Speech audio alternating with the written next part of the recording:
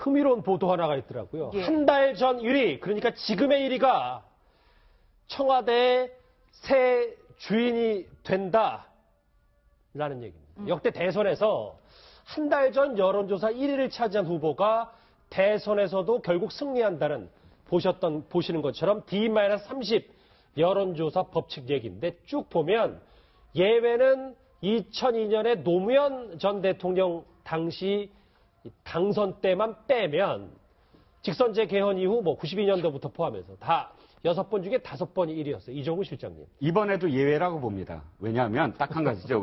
자, 너무 단언하시는 거 아닙니까?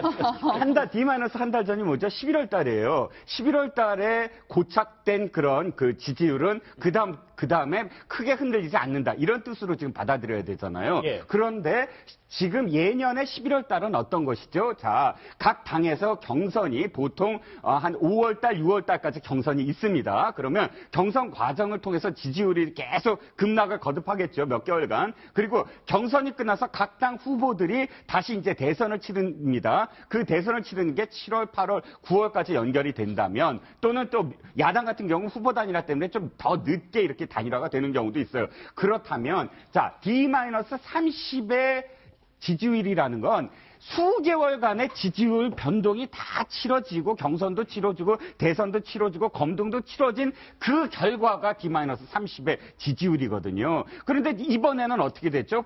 장미 대선이라고 생각하고 했던 게 헌재 결정 이후잖아요. 헌재 결정 이후에 약 한 60여일 걸친 그런 그 과정을 압축적으로 지금 걷고 있으니까 30일, 그러니까 D-30은 역으로 그 압축 과정을 얘기하면 예를 들어서 D-3일? 뭐 이렇게 될 수밖에 없어요. 저는 더 출렁거릴 거라고 봅니다. 그러니까 D-3, 예년의 D-30과 이번에 D-30은 전혀 다를 것이다. 단언할 수 있습니다. 소국장님도 누가 좀 싸워줘야 될 것 같아요. 5월 9일까지 끝까지 지켜봐야 된다, 뭐 이렇게 생각하시나요? 네, 저는 앞으로 몇 가지 변수가 좀 있다고 봐요. 역대 대선 중에서 제가 보기에는 이번 대선의 성격이 5대 대선과 좀 비슷한 경우가 되지 않을까. 5대 대선은 박정희 전 대통령과 윤보선 후보가 맞붙었었는데 많이 거슬러 올라가요. 네, 왜 그러냐면 우리가 아까 네거티브 얘기했지만 네거티브가 처음 이루어진 게 사실은 그 5대 대선이에요. 1963년. 그때 이제 윤보선 후보가 박정희 후보에 대해서 색깔론을 제기했죠. 사상이 의심스럽다고. 지금 생각하면 좀 이상한데 그 당시에는 어쨌거나 그 남로당 전력 등등등 해서 윤보선 후보가 세게 공격을 해서 결국은 15만 표 차이로 박정희 후보가 승리했거든요. 예. 이번 대선도 여러 가지 지금 팽팽한 접전이 이루어질 거고 표차가 그렇게 클 것 같지는 않다라고 보여집니다. 앞으로 3가지의 변수가 있다고 저는 보는데 첫 번째는 이 보수표의 향방입니다. 보수표가 나름대로 결집을 할 수 있느냐 이게 굉장히 중요하다. 그러니까 홍준표 후보나 유승민 후보를 중심으로 결집할 수 있느냐. 한 20% 정도 결집할 수 있다면은 문재인 후보에게 유리할 것 같고 그렇지 않다면 안철수 후보에게 유리할 것 같다. 예. 두 번째는 검증입니다. 지금 이제 본격적으로 검증이 시작되고 있는데 문재인 후보나 안철수 후보와 관련해서 이 본인의 이미지와 전혀 다른 그야말로 어떤 그런 것들이 하나 튀어나오게 될 때 거기 지지율이 출렁일 수 있다라고 보고 세 번째는 지금 이 한반도를 둘러싼 국제 정세가 심상치가 않습니다. 그래서 이 특히 남북 관계 부분에서 뭐 지금 미국에서 북한을 뭐 직접 타격할 수도 있다 이런 얘기까지 지금 나오잖아요. 이 남북 관계의 변화가 또 거기에 대응하는 대선 후보들이 어떤 식의 대응을 보이느냐 이런 부분들에 따라서 지지율이 여전히 출렁일 가능성이 있다. 뭐 그렇게 생각합니다. 소국장님이 큰 그림을 갑자기 그리셨네요. 그러니까 저희 좀 다시 그림을 작게 좀 좁혀볼게요. 오른쪽에 준비한 게 있습니다. 같이 보시면 이제 어제부터 오늘 아침까지 있었던 여러 여론조사 결과를 저희가 한눈에 보기 쉽도록 묶어봤어요. 뭐 누가 1위다 지금 추월했다 이렇게 단언할 수는 없습니다. 그만큼 아주 초접전이라서 하지만 하나 확실할 수 있는 건 5차 범위 내에서 접전을 벌이고 있긴 한데 안철수 후보가 문재인 후보를 추월한 여론조사 결과가 나왔습니다. 이것만 딱 사실이에요. 이현정 의원. 네. 이렇게 되면 뭐 골든크로스라고 해서 안철수 후보의 지지율 상승폭을 어느 정도 봐야 될까요? 지금 안철수 후보는 좀 이 여론조사상 상상할 수 없는 지금 상승세를 타고 있어요. 저도 이런 여론조사는 처음 봅니다. 그러니까 뭐냐면 한 1주와 2주 사이에 자신의 지지율을 한 3배 정도 이렇게 지금 올라왔거든요. 예. 그러니까 이런 지지도는 역대 대선에서도 뭐 있을 수가 없는 지지도 탄핵이라는 이런 상황에서 비롯됐고, 그 다음에 이제 이 상황 자체가 압축적으로 벌어지다 보니까 정말 하루하루가 이게 달라지는 이런 이제 현상을 빚고 있는데, 사실은 저는 아마 골든크로스는 후보 등록할 때쯤, 그때쯤 돼서 뭐 할 수 아닐까 생각했는데, 후보 등록이 뭐 14, 15일 이제 정도 벌써 일주일입니다. 이번 주인데. 이 전에 이미 이제 골든크로스가 비슷한 현상들이 나타나고 있지 않습니까? 그만큼 이제 보수층들의 표 쏠림 현상, 이런 것들이 이미 상당히 좀 빠른 속도로 진행이 되고 있다는 걸 이제 보여주고 있는데, 또 하나의 특징은 그렇습니다. 지금 보면은 문재인 후보는 표는 굉장히 단단한 표입니다. 어떤 문제에 대해서 이 표는 변하지 않는 표예요. 근데 이 표만 갖고는 승리할 수가 없어요. 왜냐하면 나머지가 다 뭉쳐버리면 이 표는 패배할 수밖에 없는 표죠. 잠시만요. 그러니까 지금 화면 보시면 이 표는 엄청 단단한. 뭐 콘크리트 표라고 해도 되죠. 이 표는. 그런데 이 표는 이 표는 지금 거의 물렁물렁한 표라고 해도 됩니다. 예를 들어서 그냥 묵 같은 표라고 이야기하면 뭔가 문제가 터지면 깨질 수 있는 표. 왜냐하면 지금 갈데 없는 이제 보수층들의 표가 이제 당선 가능성이 높다. 사실 뭐 조갑재 같은 분도 지금 안철수를 지지한다라고 이야기할 정도로 그 얘기 이따 할 그만큼 현상이 집중되고 있는 거 아니겠습니까? 문제는 과연 이제 이 안철수 후보가 이 표를 얼마만큼 단단하게 다지느냐 앞으로 이거에 따라서 결국 승패가 다를 걸 보는데, 아마 이번 대선도 정말 막판까지 정말 1%, 2% 그리고 실제로 보면 투표율도 저는 상당히 이제 주목하고 싶은 게 뭐냐면, 이번에 보면 사실은 이제는 예전에는 야당 후보들이 단일화하고 막 이런 거 했지 않습니까? 근데 이번에는 여당이 오히려 지금 이렇게 움직이거든요. 그러고 본다면 보수층은 정말 생전 처음으로 보수층들이 전략적 판단을 해야 되는 그런 상황에 직면했어요. 전례가 없는 거죠. 그러니까 그런 상황을 본다면 우리가 가지 않는 길을 지금 처음 가기 때문에 상당히 예측하기가 조심스럽습니다. 예, 그렇다면 네. 물렁물렁한 표에 대한 확신이 없다는 반증이라고 봐야 할까요? 저희가 당선 가능성에 대한 여론조사를 해봤더니 문재인 후보가 저렇게 단연 앞서고 있단 이 말이에요. 부분이죠. 콘크리트, 단단한 층이 54%고 30.1%라는 거는 아직까지 확실치 않다는 거예요. 지금은 상당히 호각지세로 보이지만 스폰지하고 콘크리트 차이가 좀 있지 않겠습니까? 특히 TK라든지 보수층에 봤을 때는 갈데 없는 표 같아요. 그러니까 그 표가 꼭 투표장에 갈지 안 갈지도 의문이고, 지금 지지율 조사할 때는 문재인보다는 안철수다라고 이렇게 답변했을 가능성도 높거든요. 그렇지만 또 당선 가능성은 또 문재인 후보가 가능성이 높다라고 분명히 또 보고 있고요. 그렇기 때문에 정말 지금부터 시작이 아닌가. 지지율 이런 거는 추세를 반영하는 거지만, 아마 문재인 후보 입장에서도 대세를 해서 조금 이제 가다듬어서 새로 원점에 시작하는 것 같고요. 안철수 후보 역시 이 물렁물렁하기 때문에 단단히 만들어야 되고, 홍준표, 유승민, 심상정은 마찬가지로 한번 해보면 이게 격차가 크기 때문에 만약 스폰지 자기도 잠식할 수 있다라는, 그래서 아마 지금부터 시작이라고 저는 생각이 좀 듭니다. 지금 이 지지율이 이렇게 지금 거의 비슷하면 어떤 사람이 한마디가 출렁이고 왔다 갔다 하잖아요. 그렇죠. 오늘 글쎄요, 그 출렁임의 대상이 될지 모르겠는데 보수 논객 한 명이 한 분이 이런 얘기를 했습니다. 목소리 들어보시죠. 마지막 여론조사가 발표된 무렵 해가지고 홍준표 지지자들이 이탈하지 않을까요?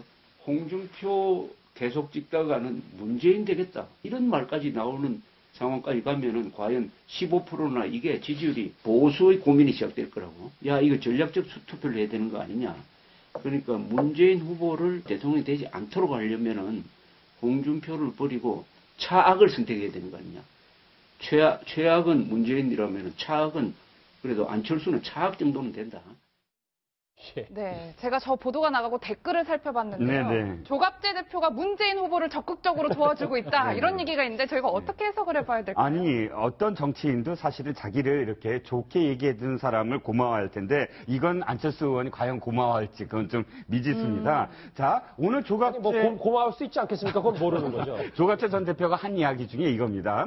자, 10년 주기서 10년마다 한 번씩 보수 정권과 진보 정권이 우리나라가 바뀌고 있는데, 그렇다면 우리가 10년 동안 보수 정권이었기 때문에 이번엔 진보 정권이 들어서는 게 너무 당연한데, 문제는 안철수 후보가 만약에 된다 그러면 절반의 성공이다. 왜? 진보 정권한테 안 넘겼으므로 이렇게 표현을 합니다. 즉 지금 갈 곳 잃은, 지금까지 계속 우리가 이야기하는 참 부유하는 그런 이 여당표, 그런 보수표가 과연 이 전략적인 어떤 판단을 할 수 있을 것인가? 우린 지금 분석은 그렇게 해도 실질적으로 그런 생각을 갖고 있는지는 모르지 않습니까? 물어보지도 않았고. 그런데 바로 조갑재 전 대표가 그것을 독려하는 듯하게 얘기를 했어요. 그러니까 바로 문재인 후보 측이 공격하는, 그래 맞아, 적폐 세력과 손을 잡았어 하는 증거가 될 수 있다는 거죠. 정권 연장 세력이다. 그렇죠. 정권 연장 세력 내지는 태극기 세력 내지는 박근혜 대통령 옹호 세력의 상징인 조갑재 전 대표가 안철수 의원을 응원하는 걸 보라. 이것이야말로 안철수 의원을 지금 지지하는 거다. 이런 공식이 또 성립이 되니까 이게 아주 이 그러니까 비판하는 것보다 더 사실 더 곤란한 그런 지지, 지원 이 연설이었습니다. 방송이었습니다. 이 보수 농객의 이 발언에 대해서 당연히 또 오늘 취재진이 안철수 후보에게 물어봤지 않겠습니까? 안철수 후보 이렇게 답했습니다. 목소리 들어보시죠. 조갑재 씨가 최악 아닌 차악이라고 말씀하셨는데요. 질문하면서도 굉장히 곤란한 표정을 지으시네요. 저는 말씀드렸듯이 국민만 보고 정치하고 있습니다. 정말로 우리나라가 제대로 개혁하기를 바라는 많은 국민들께서 50% 이상 지지를 모아주셔서 대통령을 당선시켜 주시기를 저는 호소합니다. 그래야 제대로 된 개혁을 할 수 있을 겁니다. 국민만 보고 정치한다는데 글쎄 저에게 본인 기분이 좋았는지 나빴는지는 웃음으로 대신했습니다. 소극장님. 네. 안철수 후보에게 저 얘기는, 그러니까 정청래 전 의원도 좀 의미심장한 얘기를 해서 어떻게 들으셨어요? 안철수 후보는 좋겠다. 조갑재 씨가 밀어서 이런 얘기를 했던데 예. 이게 사실은 그러니까 이 안철수 후보 입장에서는 이런 이게 하나의 이미지거든요. 예를 들면은 호남의 유권자들이 현재 벌어지고 있는 이 상황을 어떻게 볼 것인가 하는 거죠. 그러니까 이러한 어떤 뉴스가 계속 보도가 되고 조갑재 씨도 안철수 씨를 밀어야 된다고 막 얘기를 한대. 그래서 막 지금 이 보수 쪽에서 안철수 후보를 막 밀고 있대. 이런 얘기가 이제 쫙 퍼지지 않습니까? 그렇겠죠. 그러면 예를 들어서 어떤 호남의 유권자 아니면 중도 쪽에 있는 어떤 유권자 입장에서는 안철수 후보를 밀려고 했다가 약간 주저할 수도 있는 그런 상황이 벌어질 수 있는 거예요. 호남에서요. 호남이든 아니면 수도권의 어떤 중도적인 그런 쪽이든 그렇기 때문에 이 부분이 안철수 후보에게는 저는 꼭 좋은 것만은 아니다라는 그런 생각이 듭니다. 그러니까 그동안에 안철수 후보로 지원하는 이런 건 괜찮은데 이것이 너무 이제 막 이렇게 하나의 흐름으로 이렇게 쭉 가는 부분이 분명해졌을 때 그럴 때는 그에 대한 분명히 작용이 있으면 반작용이 있다는 얘기죠. 그렇기 때문에 안철수 후보로서는 이게 조금 가면서 이 호남의 적극적인 유권자들한테 뭔가 메시지를 던져야 될 거고 그럴 때는 또 보수층을 의식을 해야 되고 보수층 관련된 행보를 하려고 할 때는 이 호남에 있는 적극적인 유권자들을 또 의식해야 되는 그러한 어떤 딜레마에 좀 처할 가능성이 좀 있습니다. 근데 안철수는 좋겠다. 조갑재가 밀어서 말은 참 초등학생 같은 말이면서도 좀 뭔가 이해도 되고. 귀에 쏙 들어줘요. 예. 이현정 의원님, 저희가 네. 조갑재 대표의 이야기를 나눠봤다면 반기문 전 총장도 안철수 후보 측과 굉장히 긍정적인 교감이 오고 갔는데 저희가 이 부분은 어떻게 해석을 해봐야 될까요? 그러니까 결국 이제 제가 선거를 그동안 쭉 지켜보면 이 양자 대결이 굉장히 치열할 때는 네거티브가 엄청나게 지금 기승을 부립니다. 왜냐하면 하나만 나와도 상대방을 갖다가 주저앉힐 수 있기 때문에 한데 좀 다자가 나와서 이제 비슷비슷할 때 1강, 2중 이렇게 될 경우는 좀 정책 대결이 비슷하게 돼요.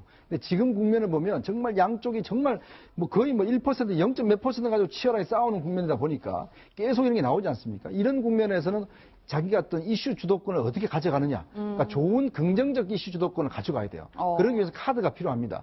그런 면에서 볼 때 저는 안철수 후보가 이 반기문 카드는 굉장히 유효한 카드였다고. 반기문 네, 카드는요. 왜냐하면 이거는 아마 문재인 후보 측에서 굉장히 뼈아플 겁니다. 만약 문재인 후보 측에서 반기문 카드를 가져갔다라면 굉장히 도움이 됐을 거예요.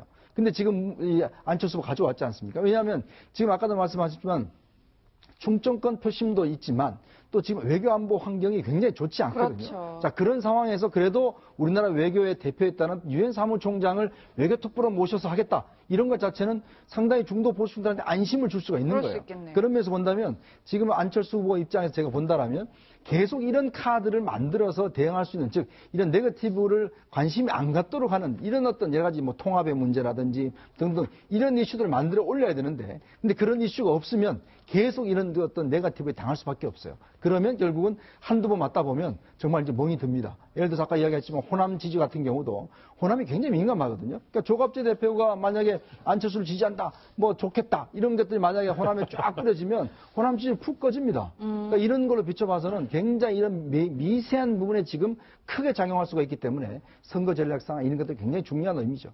말씀하신 것처럼 반기문 전 총장은 플러스고 조갑재 대표의 발언은 마이너스다라고 하는데, 그럼 이건 어떨지 모르겠어요. 요즘 하도 유행어가 많아서 안찍박이라고 있잖아요. 저 이종우 실장이. 보면 안철수 후보 찍으면 박근혜 전 대통령이 사면된다.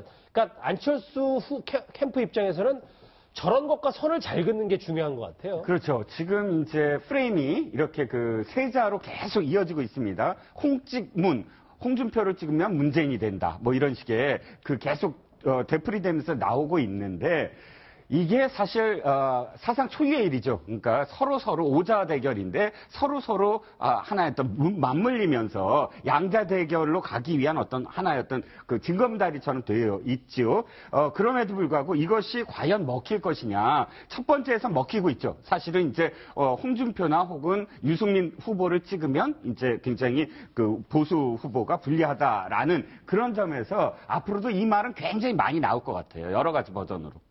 여러 가지 버전들이 나올 것 같다. 그렇다면 굉장히 이제 단순한 의문점이 드는 게, 만약에 안철수 후보가 대통령이 되면 저희가 정권 교체가 됐다고 봐야 되나요? 정권이 연장됐다고 봐야 되는 건가요? 기본적으로는 정권 바뀐 거죠. 정권 교체된 거죠. 예, 정권 교체는 됐고, 지금은 뭐 안철수 후보 입장에서 어떤 보수를 표방하고 그 박근혜 뭐 전 대통령의 뭘 노선을 계승하겠다는 이렇게 얘기하는 건 아니지 않습니까? 기본적으로 저는 어쨌건 안철수 후보로 되든 문재인 후보로 되든 정권 자체는 바뀐 거고, 하지만 정권의 어떤 성격이라든가 향후의 어떤 정책적인 지향점 이런 것들이 좀, 그리고 그 담당할 세력이 어떤 거냐 뭐 이런 부분에서의 차이가 있는 것이지, 기본적으로는 두 사람 누가 차기 정권을 잡든 간에 일단 알겠습니다. 정권은 뭐 교체됐다고 봐야 됩니다. 예. 사실상의 양자 구도기 때문에 긴 시간 할애해서 문재인, 안철수 이 두 사람의 인물 탐구를 해봤는데요.